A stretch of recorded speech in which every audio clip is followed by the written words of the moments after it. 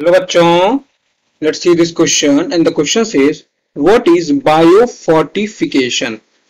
So पहले हम लोग इसका की कंसेप्ट देखते हैं। इसका की कंसेप्ट है बायोफोर्टिफिकेशन। बायोफोर्टिफिकेशन। अब ये बायोफोर्टिफिकेशन क्या होता है? What do you mean by biofortification? So इसका मतलब होता है breeding of crop with higher level of vitamins. Breeding of crop with higher level of vitamins, crop with higher level of vitamins। और सिर्फ vitamins ही नहीं होता है हायर लेवल में, हायर लेवल ऑफ vitamins साथ साथ में minerals, higher level of vitamins minerals and उसके साथ में higher protein and healthier fat and higher protein higher protein and healthier fat healthier fat।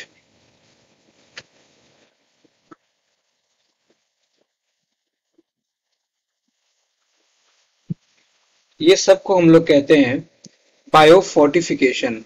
So biofortification फिर ये क्या करता है? जो प्लांट ब्रीडिंग हम लोग करते हैं बायोफोर्टिफिकेशन के लिए, ये किसमें हेल्प करता है? सो ये हेल्प करता है, या फिर जो ये इसका मेन टारगेट होता है टू इम्प्रूव करना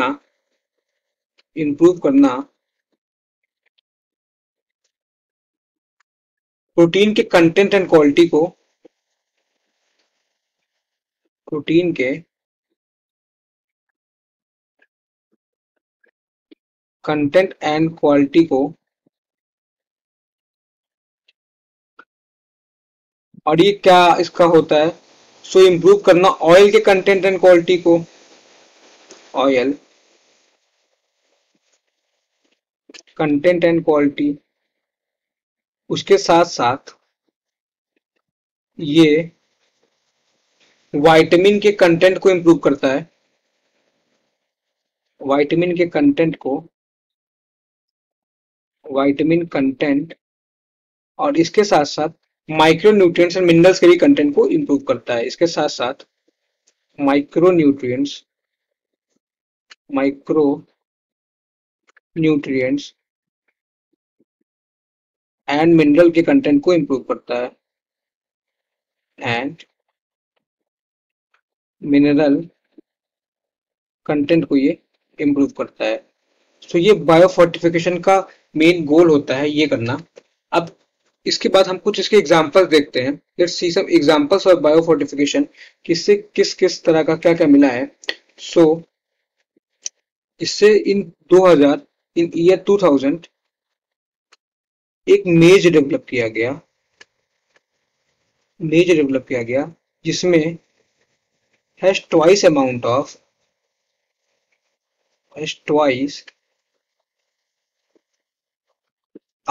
ऑफ, इसमें दुगनी अमाउंट थी अमीनो एसिड लाइसिन और ट्रिप्टोफैन की। Twice amount of lysine and tryptophan tryptophan amino acid की इन कंपैरिजन टू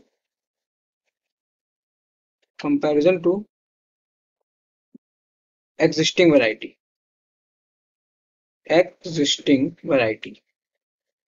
सो पहला तो ये हो गया कि एक मेज डेवलप किया गया जिसमें एग्जिस्टिंग वैरायटी से twice amount of amino acid थे।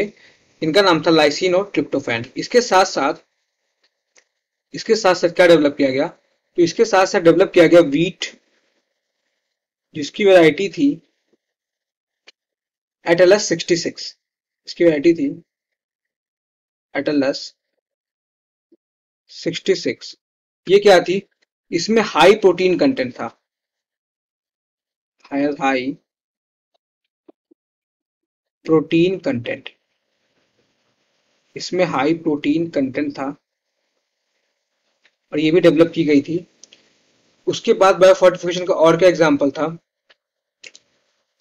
एक और इसका एग्जाम्पल है कि Indian agricultural research institute new Delhi, Indian agricultural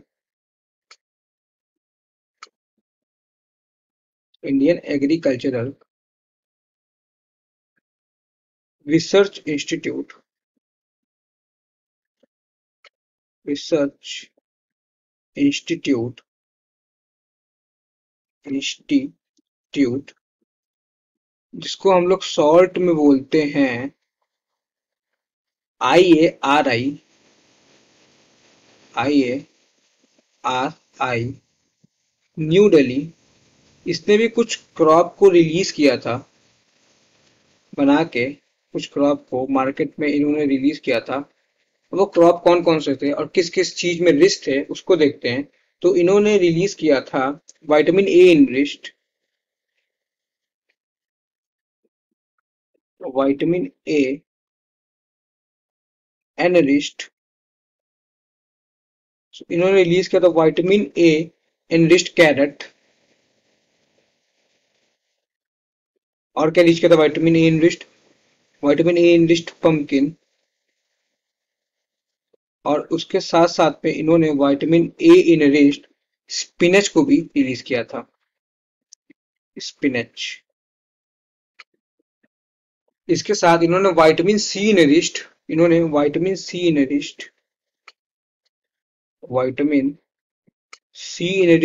release किया था बथुआ,